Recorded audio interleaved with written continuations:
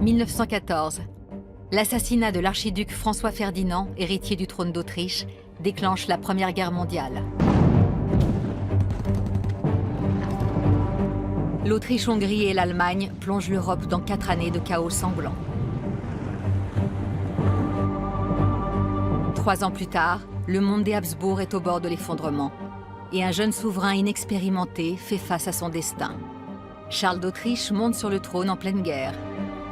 Pour sauver son empire, il doit obtenir la paix, à tout prix.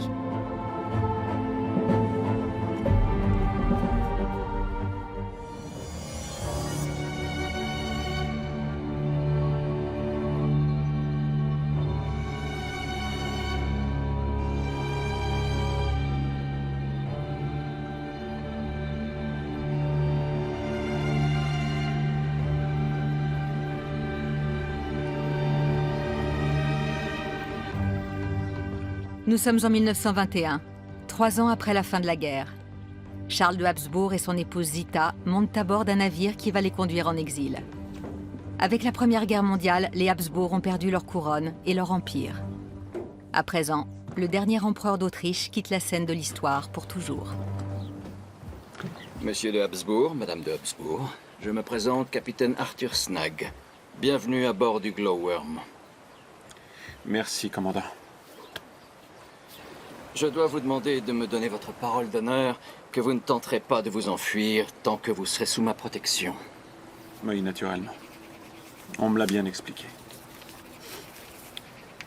Tout au long de ce voyage, je donne ma parole d'honneur au capitaine de ce navire que tant que je serai sous sa surveillance, je ne chercherai par aucun moyen à reprendre ma liberté afin d'échapper à l'exil. Cette promesse constitue dorénavant pour moi une obligation morale envers lui.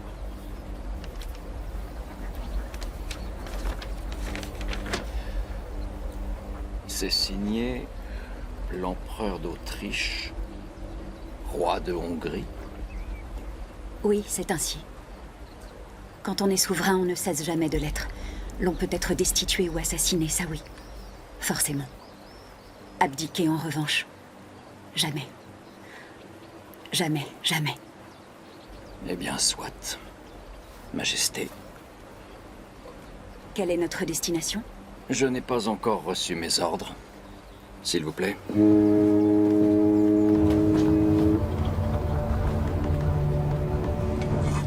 Le Glowworm descend le Danube. En chemin, il traverse des pays qui faisaient autrefois partie de l'Empire des Habsbourg.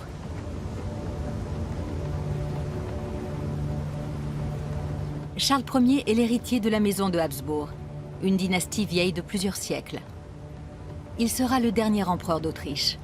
L'histoire de son ascension et de sa terrible chute commence au paroxysme de la Première Guerre mondiale. Automne 1916. Depuis plus de 2 ans, l'Autriche-Hongrie et l'Allemagne combattent avec acharnement leurs principaux ennemis, la France, la Grande-Bretagne, l'Italie et la Russie. Des millions de soldats sont déjà tombés. Des millions d'autres suivront. Des pays entiers sont saignés à blanc. Pour l'Empire des Habsbourg, l'enjeu n'est pas seulement militaire. Il s'agit aussi de la survie de ses sujets. À Vienne, un nouvel empereur vient de monter sur le trône. La population qui souffre et fait chaque jour la queue à la soupe populaire place en lui tous ses espoirs.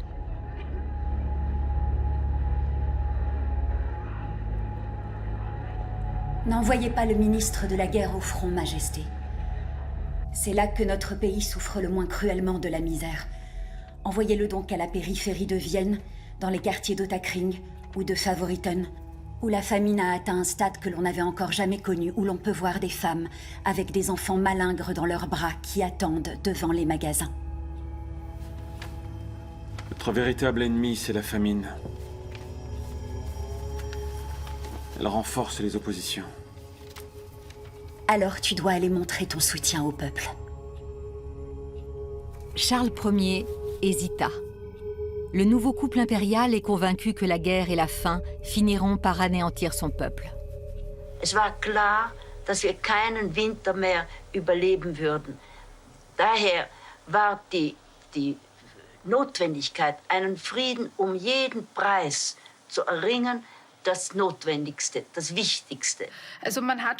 Ils savaient pertinemment que s'ils n'en finissaient pas rapidement, non seulement ils allaient perdre la guerre, mais tout le système politique allait s'effondrer. La fin de la monarchie se profilait déjà.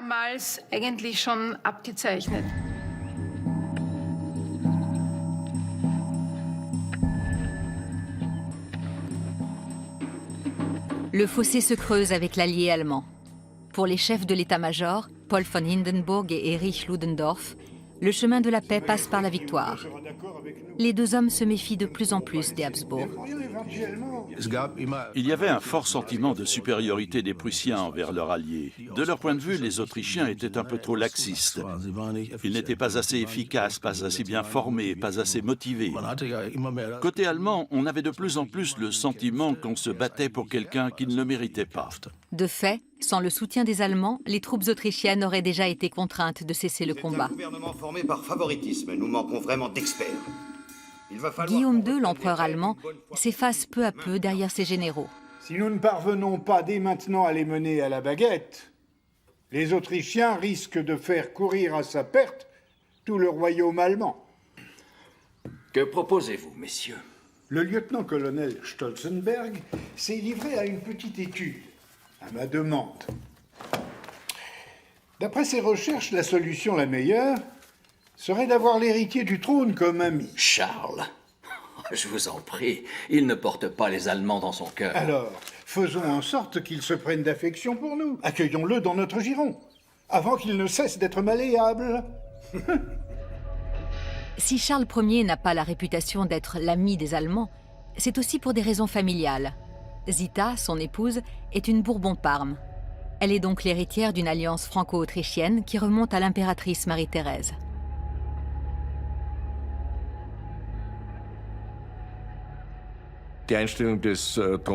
On peut résumer simplement l'attitude de l'héritier du trône en disant qu'il n'aimait pas beaucoup les Allemands. Il les respectait, mais il ne les appréciait guère. Et dès qu'il a pris conscience de leur volonté de domination, il les a trouvés encore moins sympathiques.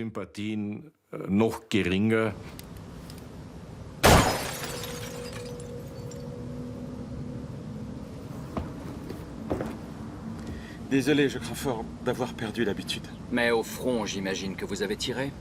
Arrêtez, ça suffit. Vos soldats ont tiré, eux. D'ailleurs, ils ont même tiré sur mes hommes. Je n'ai jamais voulu de cette guerre, je l'ai menée contre mon gré. Vous auriez pu y mettre un terme. Vous êtes... Du moins, vous étiez l'empereur d'Autriche. J'ai tenté de l'empêcher. Vous pouvez me croire. Il s'est fixé 3 objectifs. D'abord, éviter une révolution, c'est-à-dire maintenir le système dynastique. Ensuite, préserver autant que possible une certaine harmonie entre les peuples de son empire. Enfin, ramener la paix après 2 ans et demi de folie meurtrière.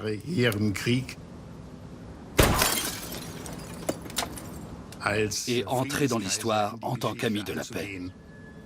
Voilà.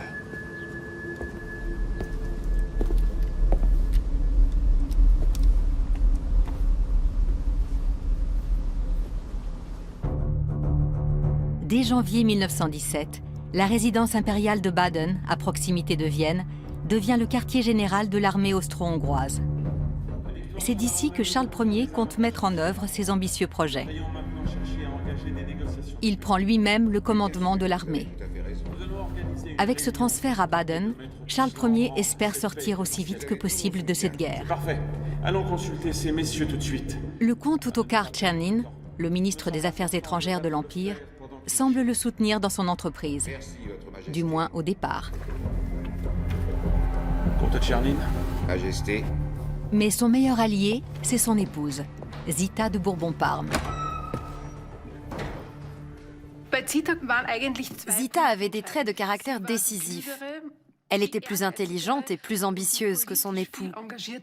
Mais elle était aussi plus engagée politiquement. Elle était aux commandes et ne le cachait pas, ce qui déplaisait à beaucoup de gens. Elle n'a jamais été la jolie princesse ou plus tard la belle impératrice qui sert de faire valoir. Pour Charles Ier, c'était une véritable partenaire et son égale.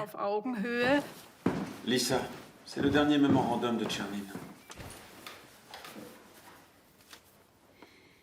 Suggestion pour mettre un terme à la guerre? C'est un document extrêmement instructif. Quelle est sa position? Que si nous nous entêtons dans cette guerre, nous sommes plus que certains de couler.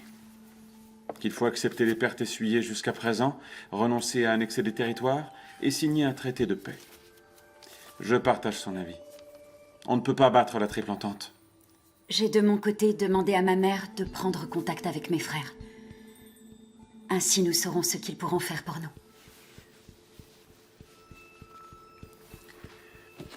Sixte et Xavier. La famille de l'impératrice doit préparer la voie qui mènera à la paix. 2 des frères de Zita sont des amis de jeunesse de Charles, et désormais ses beaux-frères.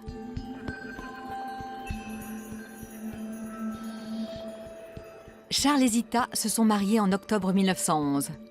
Leur union a été arrangée par leur famille, mais c'est un mariage d'amour.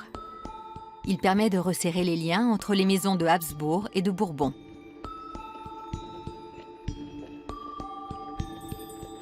Les beaux-frères de Charles, Sixte et Xavier, seront donc chargés de négocier la paix avec la France.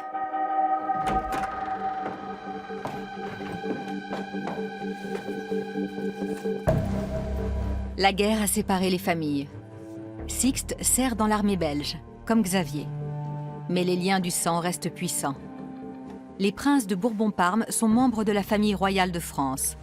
Du point de vue de l'empereur d'Autriche, cette qualité fait d'eux les intermédiaires parfaits, même si, officiellement, ils n'ont plus aucun pouvoir au sein de la République.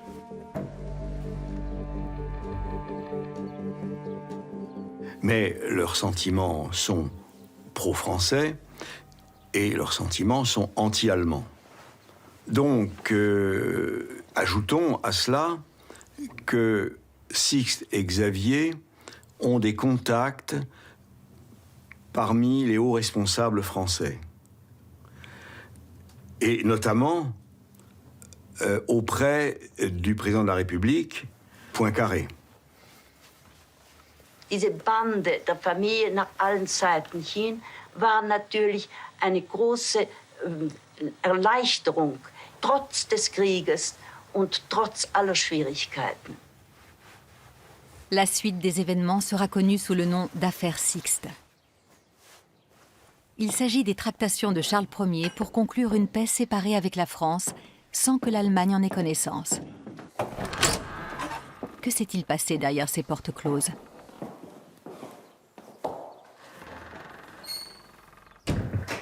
Charles Ier a voulu sauver la monarchie de Habsbourg et mettre fin à la Première Guerre mondiale. La véritable histoire de cette affaire est longtemps restée un mystère. Jusqu'en février 2017, où l'on a retrouvé à Vienne le journal d'un intime de l'empereur. Bitte. Also, danach ist Erdödy. Endlich. Le comte Tamas Erdödy, un ami de jeunesse de Charles Ier, y décrit en détail le déroulement de l'histoire. Mais ces documents sont-ils authentiques?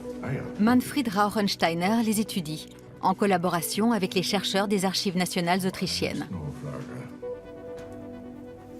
Quand il s'agit de notes, surtout de notes personnelles, de journaux intimes, on se méfie toujours un peu. Les auteurs ont tendance à tout embellir.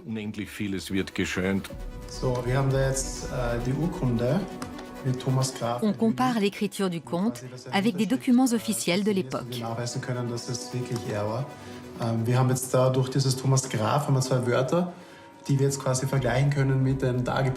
En 1917, Tamas Erdödy n'emploie déjà plus l'écriture gothique, ce qui facilite la tâche des spécialistes. La preuve est faite. Le journal du comte Erdödy est authentique. Les notes de Tamas Erdödy sont très intéressantes parce qu'elles ont été écrites sur le moment.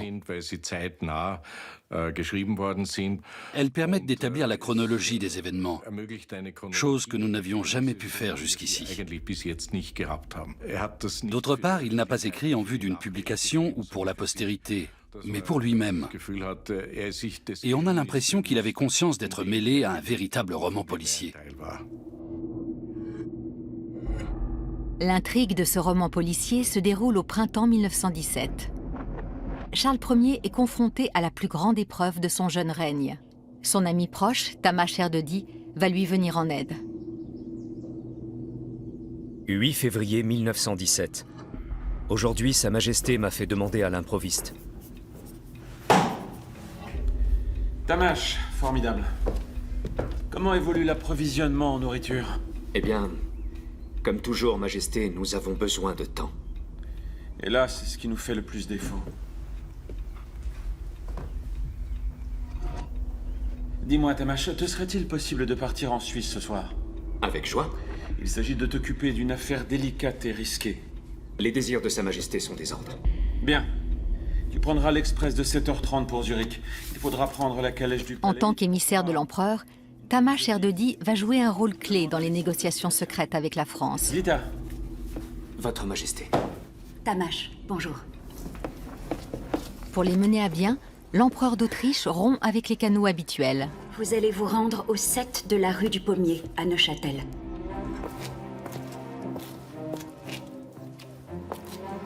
Là, un homme âgé, Monsieur Bay de la Tour, vous ouvrira.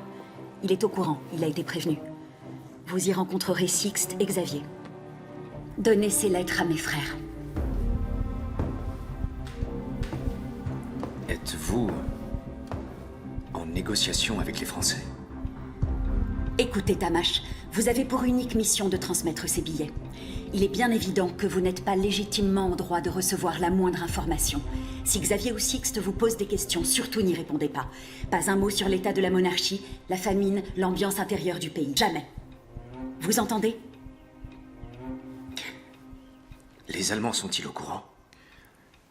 Je ne veux pas les abandonner à leur sort, mais les enjoindre de faire preuve de souplesse. Ce ne sera pas une mince affaire, il faudra te méfier des espions. Maintenant, mon cher ami, je te souhaite bon voyage. Si vous vous faites arrêter, sachez que ni Sa Majesté ni le ministre des Affaires étrangères ne vous connaîtront. Maintenant, que Dieu vous garde, Tamas. Peu expérimenté en politique, l'empereur joue gros. Il s'agit ni plus ni moins de négocier avec l'ennemi dans le dos de son allié.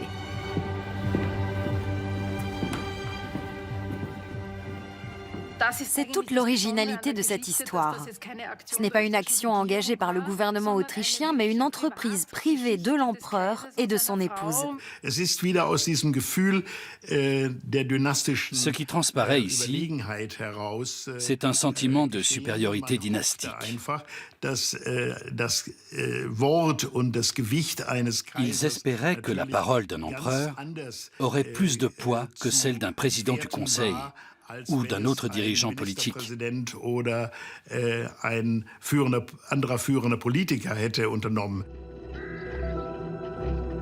Comment la France va-t-elle réagir? Sixte a déjà tâté le terrain auprès de Raymond Poincaré, le président de la République. La France est dans une situation aussi critique que l'Autriche. La population est lasse de la guerre. Des mutineries éclatent, et on craint que la révolution qui menace en Russie ne renforce l'Allemagne. La démarche de Vienne apporte une lueur d'espoir.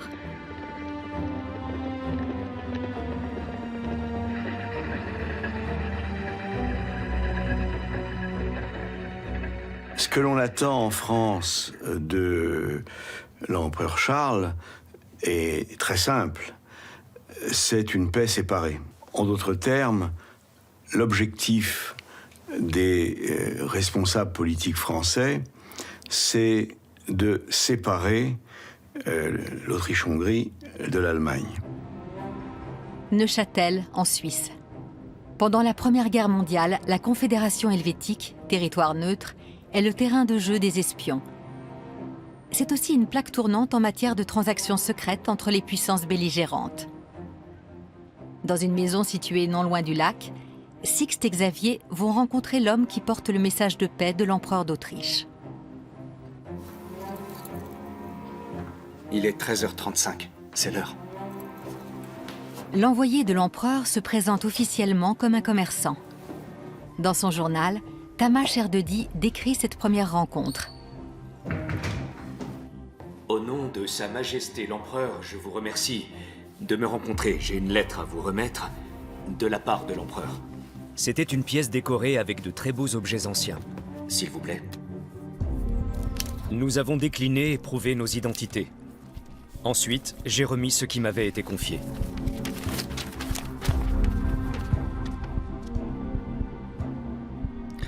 Pour la suite, l'Empereur souhaite vous rencontrer en personne. Il m'est difficile de repartir les mains vides. J'ai besoin d'une offre concrète. En clair, sans contrepartie, l'Autriche ne parviendra jamais à négocier la paix avec la Triple Entente. La Serbie avec un accès à la mer, la souveraineté de la Belgique au Congo et la restitution de l'Alsace-Lorraine à la France.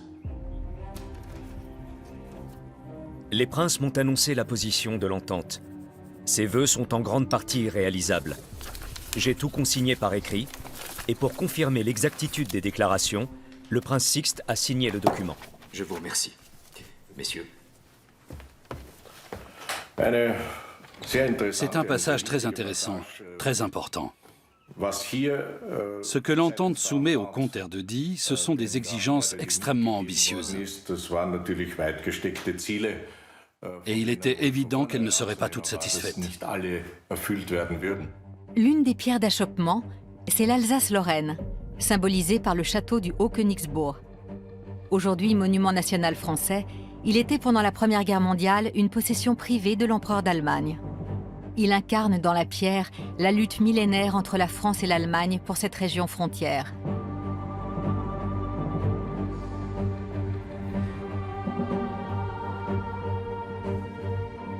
L'Alsace-Lorraine appartient à l'Empire allemand depuis la guerre de 1870. La Première Guerre mondiale a fait de cette région un champ de ruines.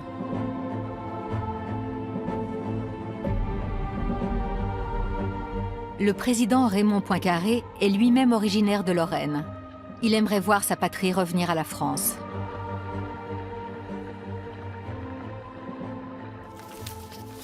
Lors d'une nouvelle rencontre entre les intermédiaires, l'empereur d'Autriche laisse entendre qu'il n'est pas fermé à la restitution de l'Alsace-Lorraine. Nous avons une base de travail. La voie est ouverte pour de nouvelles négociations. Il y a aussi dans l'esprit de Poincaré, il l'a écrit dans ses mémoires, le fait qu'il tient l'Autriche pour responsable du déclenchement de la Première Guerre mondiale. Et peut-être dans son esprit, il se dit, il y a une certaine logique à ce que l'Autriche soit celle qui vienne aussi y mettre fin. Suivant, s'il vous plaît. Sixte et Xavier vont se rendre en grand secret en Autriche pour négocier. Tamas Erdödy doit effacer toutes les traces du voyage. Il achète même les plaques de verre des photographies destinées au passeport pour éviter qu'elles ne tombent aux mains de l'ennemi. Il voyage sous de faux noms. Parti de Suisse, il gagne l'Autriche par le train en passant par le Liechtenstein. Après 36 heures de voyage, les princes de Bourbon-Parme arrivent au château de Laxenbourg, la résidence impériale de Charles Ier et de Zita, située à 20 km de Vienne.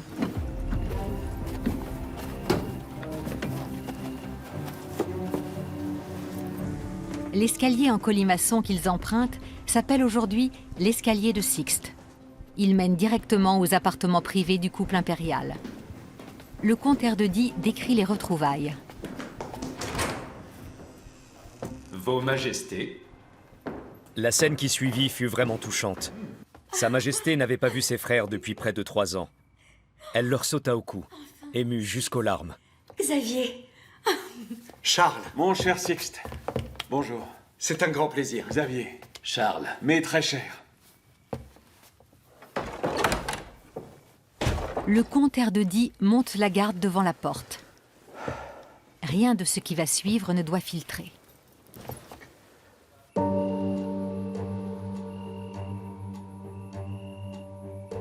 Dans la nuit du 24 mars 1917, on fait de la politique de salon.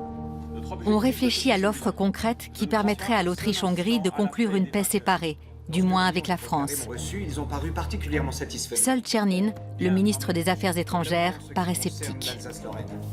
Majesté, vous avez des obligations envers les Allemands qui sont vos alliés, ne l'oubliez pas. Je ne l'oublie en aucun cas, je vous assure. Comte Tchernin, je veux procéder dans l'ordre. C'est l'accord avec la France qui prime aujourd'hui. Nous les convaincrons dans un deuxième temps. Et au besoin, nous poursuivrons seuls. Pour le ministre, laisser entrevoir la restitution de l'Alsace-Lorraine à la France, c'est trahir l'Allemagne. Voilà l'important. Ce chemin-là, c'est le plus prudent. J'en suis parfaitement conscient. Et je ne veux en aucun cas le négliger. Messieurs... Charles Ier proposait d'inciter les Allemands à faire des concessions sur l'Alsace-Lorraine. Bien évidemment, ça ne lui coûtait pas grand-chose. Son pays n'était pas concerné. En même temps, il serait faux de dire que c'était un sujet tabou pour l'Allemagne. Car, même sur place, des voix s'élevaient pour appeler à faire des concessions sur la question de l'Alsace-Lorraine. Au printemps 1917, l'empereur Charles Ier ressent certainement plus que jamais la pression de l'histoire. La crypte des Capucins à Vienne abrite les sépultures de 12 empereurs et 19 impératrices, dont Marie-Thérèse. De la réussite du plan de paix dépend l'avenir de la vénérable maison de Habsbourg, dont les racines plongent si loin dans le passé.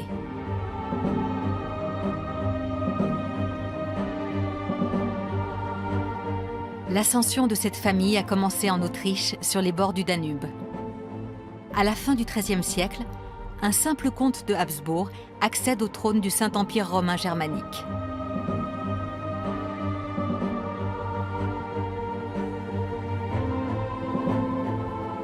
Le 17 août 1887, c'est également au bord du Danube, dans le château de Persenbeug, que naît un nouveau membre de la dynastie. On n'y prête guère attention. La galaxie des Habsbourg est alors dominée par deux étoiles fixes, l'empereur François-Joseph et son épouse Élisabeth, l'impératrice Sissi.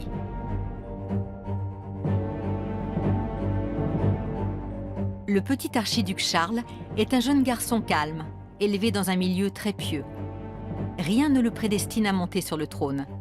Mais la suite des événements donnera un tour prophétique à cette photographie. Car un coup du destin va catapulter le jeune homme en première ligne dans la succession au trône. «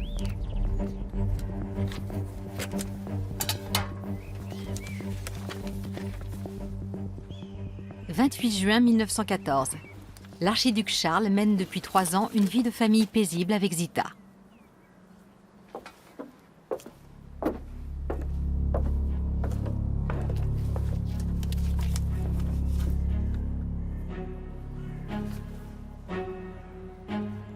Mon Dieu.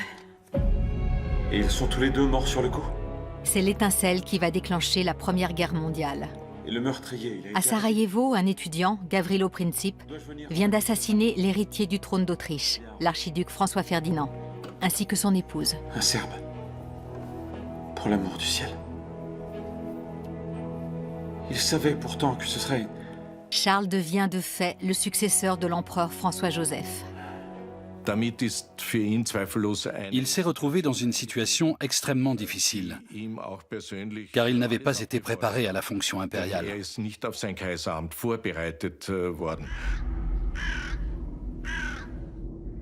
L'empereur François-Joseph a 84 ans. Il n'a plus la force de former le nouvel héritier du trône. Il meurt en novembre 1916, au terme de 68 ans de règne.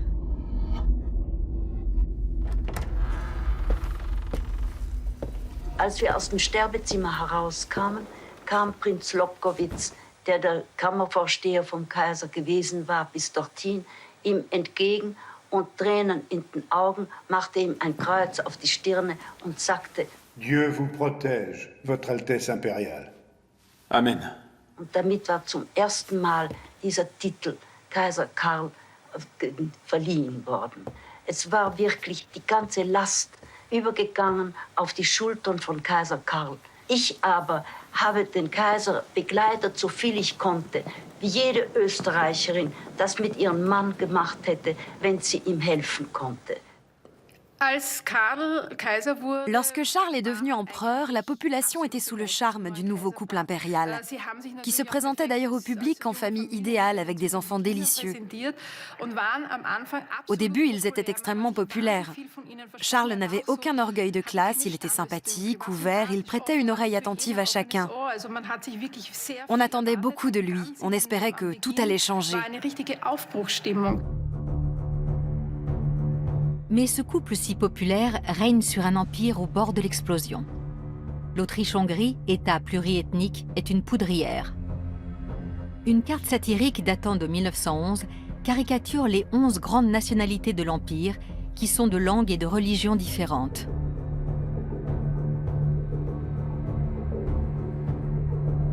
La guerre a réuni une fois de plus les peuples d'Autriche-Hongrie sous la bannière des Habsbourg. Mais à mesure que la situation empire sur le front, l'union sacrée vacille.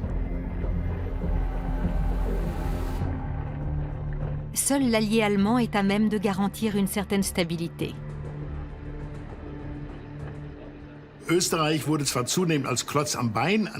Côté allemand, l'Autriche était de plus en plus perçue comme un fardeau. Mais en même temps, sur les plans politiques et militaires, elle était considérée comme le seul allié qui soit encore compatible avec l'Allemagne. En ce sens, c'était la double peine pour le Reich. D'un côté, il était confronté à des problèmes croissants avec l'Autriche-Hongrie, mais de l'autre, on savait que le problème était insoluble.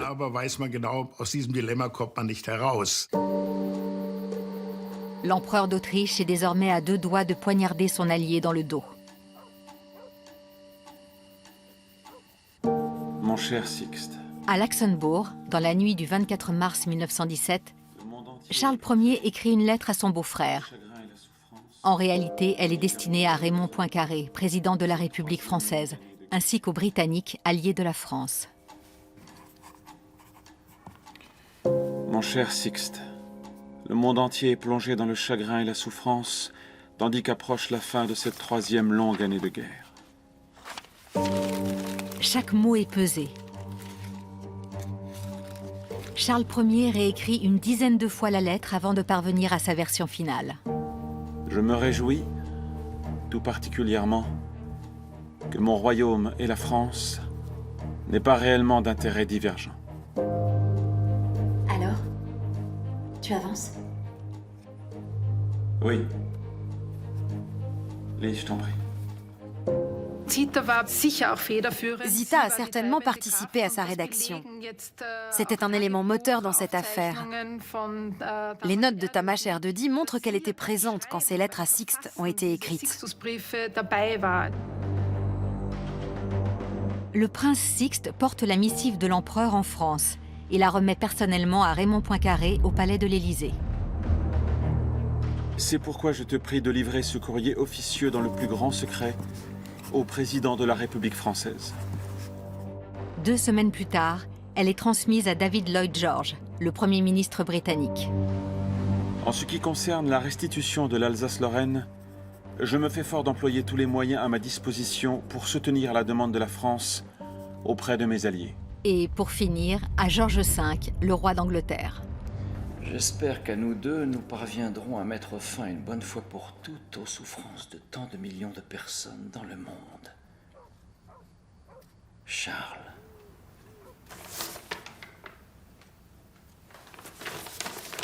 Cela pourrait signifier la paix, prince Sixte. Si Dieu le veut, votre majesté. L'empereur d'Autriche a tenté d'ouvrir les discussions avec les gouvernements français et britanniques en usant de ses relations familiales. C'était un plus.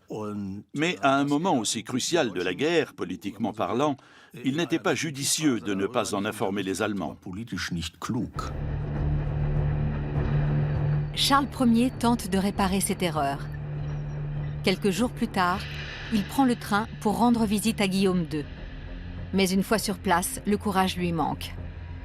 Il n'informe pas les Allemands de ses négociations et se contente de faire des allusions.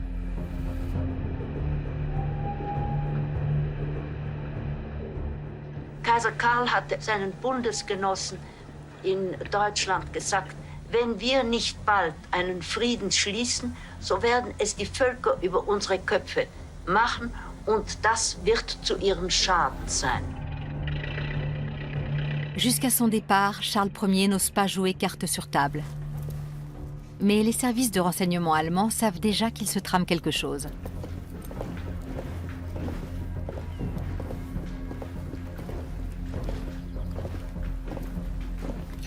Ses troupes sont dignes de confiance, mais lui...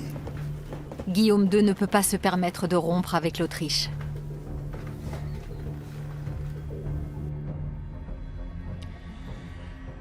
J'ai lu il y a peu un aphorisme. Cela disait, nous nous devons de partir du principe que les hommes sont tous bons, tant qu'ils ne nous démontrent pas l'inverse. Les Allemands savaient que les Autrichiens envisageaient de conclure la paix, mais ils pensaient qu'il s'agissait d'une paix générale, pas d'une paix séparée, et surtout pas au détriment de leurs partenaires. C'est en cela que cette manœuvre les a surpris. Charles Ier commet une autre erreur. Il ignore l'Italie. Au début de la guerre, la péninsule était l'alliée de l'Autriche, mais elle a changé de camp en 1915. Désormais, elle a bien plus à gagner en cas de victoire sur l'Autriche qu'avec un quelconque compromis. Elle pourrait par exemple récupérer Trieste. Fin avril 1917, dans les Alpes françaises, Britanniques et Français tentent d'amener les Italiens à revoir leurs prétentions à la baisse. Mais de ce point de vue, la conférence de Saint-Jean-de-Maurienne est un échec. Aux yeux de Charles Ier, l'Italie a trahi.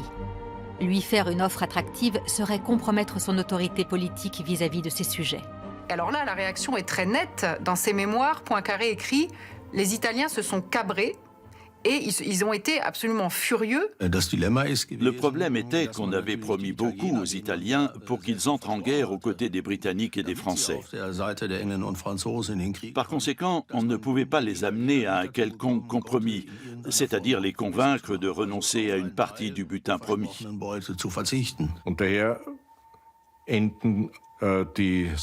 Les nombreux contacts établis à grands frais, qui portaient tant d'espoir, n'ont abouti à rien. La fenêtre entrebâillée sur la paix se referme sans bruit, comme elle s'était ouverte. Le tumulte de la guerre, lui, est plus assourdissant que jamais.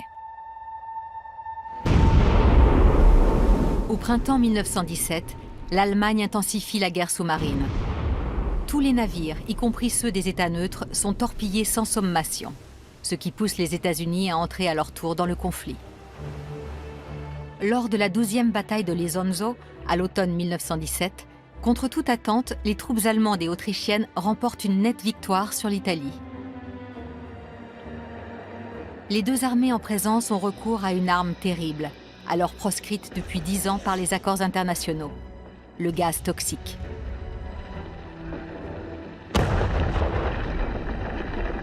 Après 2 révolutions, la Russie sort de la guerre mondiale. Les soldats déposent les armes. Un demi-million de soldats allemands sont rapatriés sur le front ouest. En mars 1918, l'Allemagne lance une gigantesque opération militaire, l'offensive du printemps. L'Empire allemand croit plus que jamais à la victoire. Le ministre des Affaires étrangères autrichien, le comte Czernin, se laisse gagner par cet enthousiasme. 1 an après l'échec de l'initiative de paix de son empereur, il fait un discours à l'hôtel de ville de Vienne. Enfreignant les usages diplomatiques, il affirme que Georges Clemenceau, le président du Conseil français, lui a demandé de négocier la paix.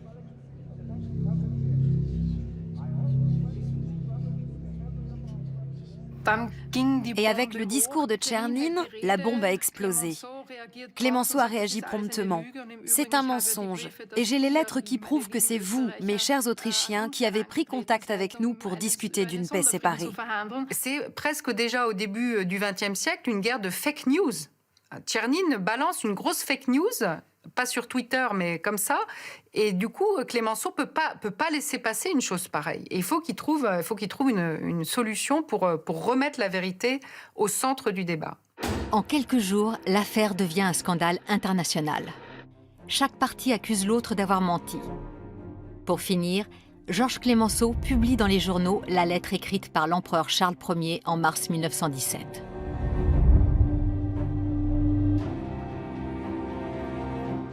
Le 13 avril 1918, le comte Erdődy a noté dans son journal « Aujourd'hui, on peut lire la lettre dans tous les journaux. L'affaire provoque une grande émotion. C'est une lettre de Sa Majesté au prince Sixte, dont je me souviens très bien. » Charles Ier a fait une erreur de jugement. Au lieu de dire « J'ai essayé, j'en conviens, et ma tentative a échoué », il a prétendu ne rien savoir de ces lettres. L'empereur apparaît comme un menteur, surtout auprès de ses alliés allemands. Il n'y a plus de reconnaissance du ventre. J'ai perdu toute confiance.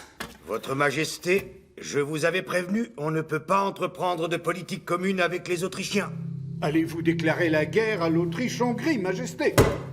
Assez discuté, Ludendorff. Faites-moi plutôt venir l'empereur autrichien.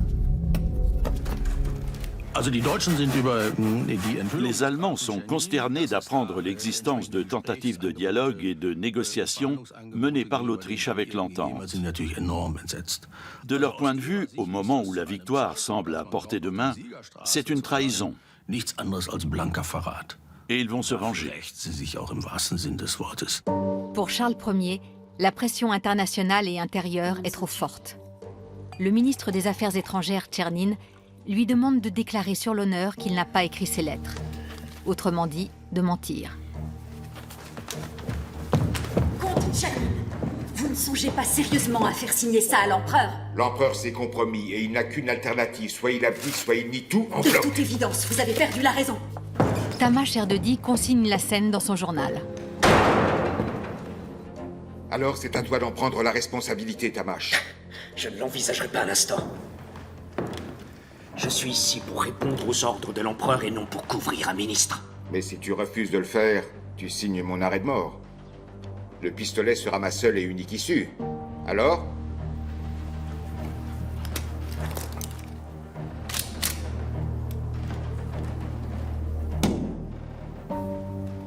Alors voilà.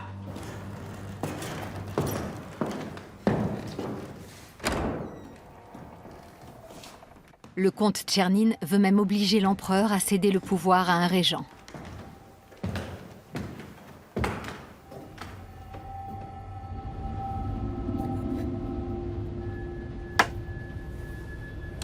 Tchernin a avancé son dernier pion. Je l'ai démis de ses fonctions. Mon épouse l'impératrice a réussi à me remettre sur pied. Commandant. Ne croyez-vous pas que depuis que nous sommes à bord, l'empereur et moi avons gagné le droit de savoir où vous nous emmenez? Je viens de lire dans le journal que Madère était notre destination. Oh, ce serait une excellente nouvelle. Au conditionnel?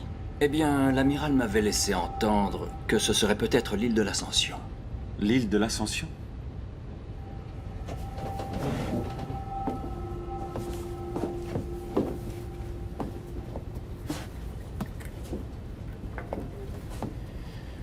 Ici.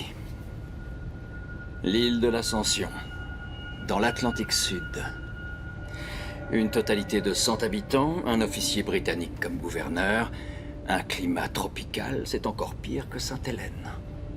N'était-ce pas Napoléon qui était à Sainte-Hélène? Exactement. Et c'est pourquoi je donne l'ordre pour Madère, avant que ces messieurs de Londres n'entreprennent de changer d'avis. Charles Ier doit répondre de sa trahison devant ses alliés. Le 12 mai 1918, il rencontre Guillaume II à Spa, en Belgique.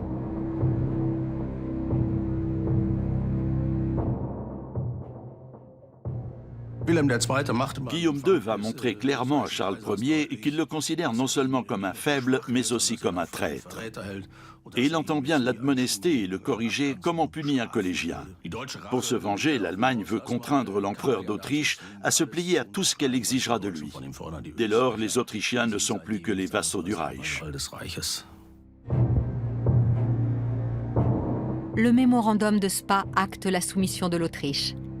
Sur le plan militaire, l'Allemagne dispose désormais seule du haut commandement. Il est clair que l'issue de la guerre se jouera sur le champ de bataille.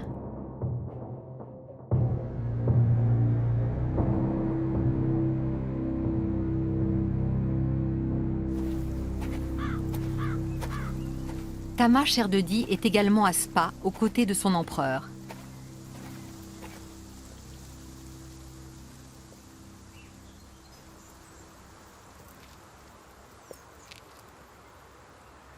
Estimons-nous heureux que les Allemands ne nous attaquent pas ici. Sais-tu, Majesté, savez-vous, Majesté, comment les Viennois vous surnomment? Je t'écoute. Charles le Dernier.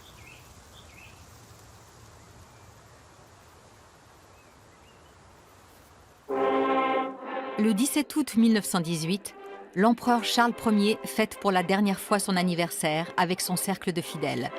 Il a 31 ans et depuis longtemps, on a cessé de croire qu'il apporterait la paix. Au début de son règne, la monarchie de Habsbourg pouvait encore faire contrepoids à l'Allemagne. Il en va tout à fait autrement désormais.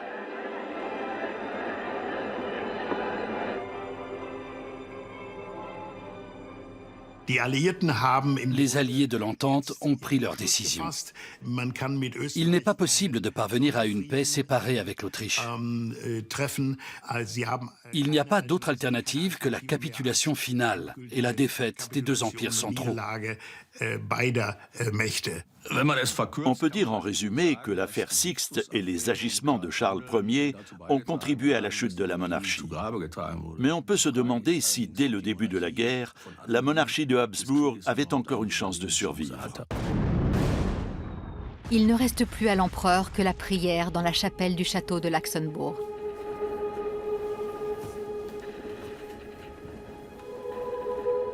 Je vous salue Marie, pleine de grâce. Le Seigneur est avec vous. À l'été 1918, les troupes autrichiennes et allemandes reculent sur tous les fronts.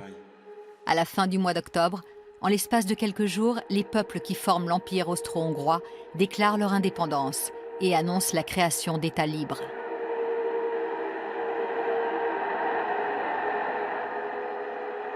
Les Habsbourg, les Romanov et les Hohenzollern doivent céder à la volonté d'indépendance de leur peuple et se retirer de la grande scène de l'histoire. C'est la naissance d'une nouvelle Europe, celle des États-nations. Les traités de paix de Versailles et de Saint-Germain-en-Laye créent un ordre nouveau et creusent davantage les fossés entre les anciens belligérants.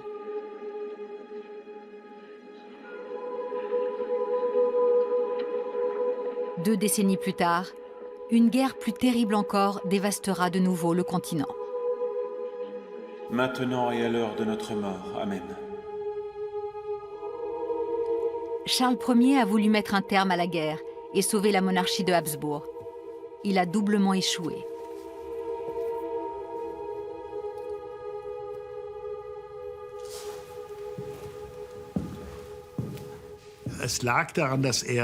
Il suivait davantage le mouvement qu'il ne l'impulsait.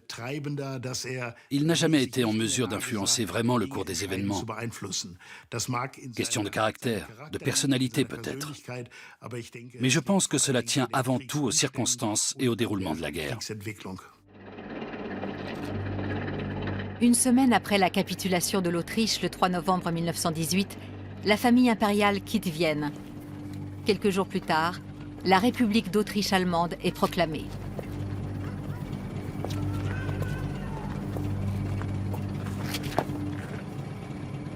Que va-t-il se passer? Eh bien, rien. Tout est terminé, Majesté. Charles Ier doit renoncer à toute fonction politique, mais il refuse d'abdiquer. Au cours des années qui suivent, il tentera par 2 fois de restaurer son pouvoir, au moins en Hongrie. En vain. Le règne des Habsbourg touche à sa fin. Il aura duré près de 650 ans. En fait, Charles Ier a peut-être été la bonne personne au bon moment, parce que son destin montre clairement ce qui pose problème dans les monarchies. Le fait que des personnes héritent d'un immense pouvoir, mais sans avoir les épaules pour l'assumer, parce qu'elles ne sont pas capables de diriger un pays.